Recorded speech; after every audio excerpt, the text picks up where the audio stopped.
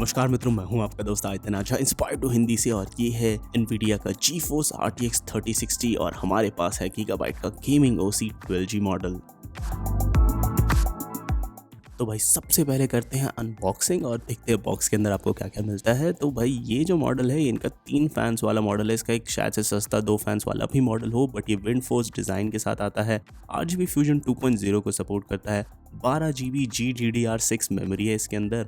और बॉक्स के अंदर ज़्यादा कुछ नहीं मिलता भाई, सिर्फ एक कार्ड मिलता है और कोई डॉक्यूमेंटेशन वगैरह कुछ नहीं। बिल्ड और डिज़ाइन की बात करें तो जो गीगाबाइट का पर्टिकुलर इंप्लीमेंटेशन है, काफ़ी हद तक मुझे रोबस्ट लगा। कूलिंग वगैरह के मामले में तो कभी ये लोग कमी नहीं करते, बट पीछे भी थोड़ा सा खुला सा डिज़ाइन दिया है इस बारी, ताकि हीट जो है वो सही से डिसिपेट हो सके। तो अगर आप एक ऐसे व्यक्ति हैं जो कि इस पे लंबे टाइम तक गेम्स खेलने वाले, तो शायद से बाकी अदर कंपेरेटिव मॉडल्स के खिलाफ इसकी परफॉर्मेंस हीट डिसिपेट करने में और कूलिंग वगैरह के मामले में शायद से बेटर हो। तो ये तो भाई एक ऐसी चीज़ है जो आपको आउट ऑफ द बॉक्स यहाँ पे एडवांटेज मिल रहा है। 8 पिन कनेक्टर के साथ ये आता है।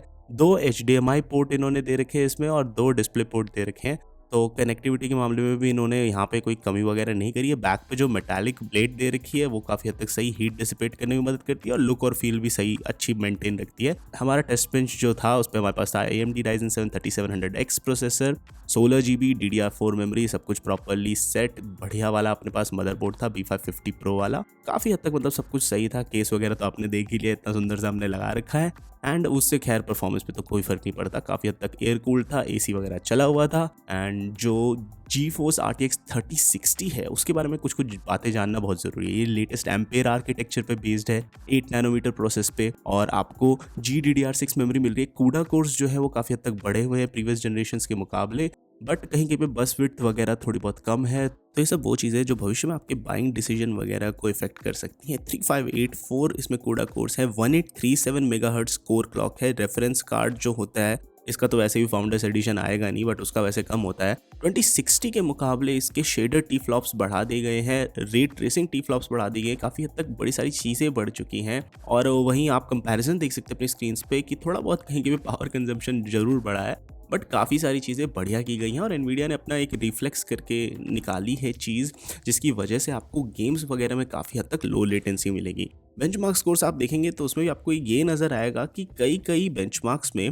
2060 सुपर के मुकाबले इसकी परफॉर्मेंस जो है वो काफ़ी हद तक बेहतर है। अगर आप एक ऐसे व्यक्ति हैं जो कि 1060 से या पुराने GPU से अपग्रेड कर रहे हैं, तो भाई आपके लिए तो बहुत ही मज़ेदार होने वाली ज़िंदगी। बट ये बात ध्यान में रखने की ज़रूरत है कि अगर आपके पास ऑलरेडी 2060 सुपर है तो मैं आपको नहीं रिकमेंड करूंगा ये कार्ड बाय करने के लिए, क्योंकि उतना ज़मीन आसमान का फ़र्क नहीं आया इस बारी। और इसके अलावा ये जो कार्ड है मैक्सिमम 8K रेजोल्यूशन 60 हर्ट्ज तक पुश कर सकता है और ATX फॉर्म फैक्टर वाला एक कार्ड है आपका। 550 वॉट का तो मिनिमम PSU मैं रिकमेंड करूंगा। 15000 मेगाहर्ट्ज इस पे जो मेमोरी क्लॉक है वो है। और इसके अलावा इसमें 192 बिट की मेमोरी बस है। मेमोरी बैंडविड्थ जो है वो 360 GB पर सेकेंड है। और कार्ड का बस जो है वो PCI Express 4 वाला है। हमने इस पे काफ़ी सारी गेम्स खेली, CSGO वगैरह खेली। भाई प्यार है भाई CSGO से, तो वो सब खेला हमने। सब कुछ मैक्स आउट करके जब CSGO खेल रहे थे, आराम से अपना अच्छा खासा FPS आ रहा था। और फाइनली जब अपने बेंचमार्क हमने रन करे तो 297.15 एवरेज फ्रेम रेट आया काफ़ी देर तक चलने के बाद। बट अभी नया आपके पास फोर्टनाइट वगैरह में रे ट्रेसिंग आया है, तो वो भी टेस्ट करना बनता था। तो फोर्टनाइट में रे ट्रेसिंग इनेबल करके गेम्स खेली काफ़ी देर तक, एंड फोर्टनाइट चला काफ़ी देर तक। बिल्कुल ही स्टेबल एक्सपीरियंस आ रहा था,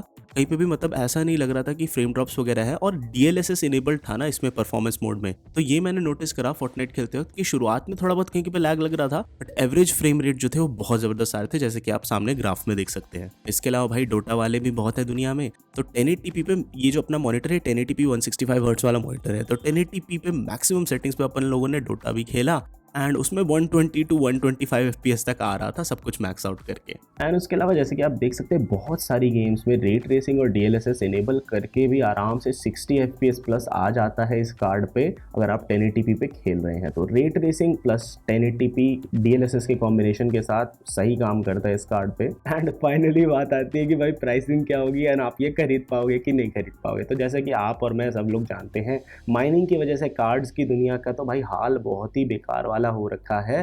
एंड अभी सुनने में ये भी आया था कि एनवीडिया ने सॉफ्टवेयर लेवल पे इथेरियम की माइनिंग और कुछ और कॉइन्स की माइनिंग को इस पे रोका हुआ है, 3060 पे हैश रेट कम कर रखा है। बट यार कलेश सारा यही है at the end of the day कि भाई माइनर्स फिर भी जीपीयू उठा ही लेंगे, एंड अगर ऐसा होता है मार्केट में शॉर्टेज आ जाएगी।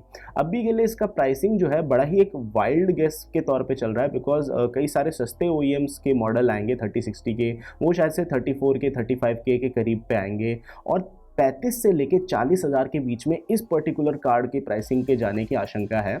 और ये जो गीगाबाइट वाला मॉडल है, इसकी कूलिंग वगैरह बढ़िया है, लुक वगैरह बढ़िया, फील वगैरह बढ़िया है, और बहुत सारे थर्मल परफॉर्मेंस और अन्य पैरामीटर्स के मामले में भी शायद से कंपटीशन से बढ़िया हो। बट सारी दिक्कत ये आती है कि भाई खरीद पाएगा इंसान कि नहीं खरीद पाएगा, एंड वहाँ पे आके मेरे को ऐसा दर्द सा होता है दिल में, बिकॉज मुझे लग रहा है कि अभी भी शायद से मार्केट में अवेलेबिलिटी आने वाले 1-2 महीने में कम ही होगी।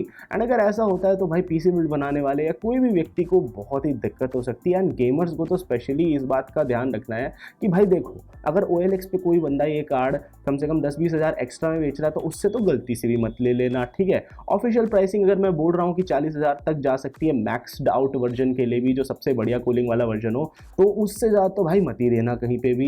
एंड एक बंदा अगर ज़्यादा पैसे पे कर देता है तो उससे फिर पूरी मार्केट ख़राब होती है, एंड फिर हर कोई सोचता है कि हम ये GPU कहीं से स्टॉक में ले लेंगे एंड हम महंगे पे बेचेंगे। तो भाई उस चीज़ से बचने के लिए कोशिश ये करो कि ऑफिशियल स्टोर से, ऑफिशियल चैनल से खरीदो। एंड अगर आप माइनर हैं और आप ये वीडियो देख रहे हैं तो भाई क्यों करते हो भाई ऐसा यार, गेमर लोग बेचारे रो रहे कोने में जाके बैठ के, वो लोग गेम्स नहीं खेल पा रहे आप लोगों की वजह से। तो माइनिंग वालों ने तो बिल्कुल ही गेमिंग इंडस्ट्री की मम्मी डैडी कर दी है। और अगर आपको ये वीडियो अभी तक पसंद आया तो इसको लाइक करें, शेयर करें। RTX 3060 जो है एक बहुत ही जेन्युइन GPU है खरीदने के लिए। आगे भविष्य में अगर कोई और GPUs आते हैं AMD के वगैरह के जो कि काफ़ी बढ़िया हो सकते हैं, इससे ज़्यादा परफॉर्मेंस दे सकते हैं, तो वो आएंगे भाई, वो तब की बात है। अभी के लिए इस पर्टिकुलर प्राइस सेगमेंट पे एक मैं बोलूँगा ना कि जो 1060 एक बेंचमार्क कीर्तिमान जो स्थापित किया था, उसको आगे बढ़ाने के काम को इसने सही किया है 3060 ने। बट वही है कि खरीद पाओगे कि नहीं वो तो भाई आपके हाथ में है। तो दोस्तों इस वीडियो के लिए इतना ही। अगर आपको वीडियो पसंद आया इसको लाइक करें, शेयर करें। इंस्पायर टू हिंदी को सब्सक्राइब कीजिए, नीचे वो एक छोटी सी प्यारी सी घंटी दे रखी कोने में, उसको श्रद्धालुओं के बजा दीजिए, और हमेशा की तरह सतत निरंतर आगे बढ़ने के लिए प्रेरित रहिए।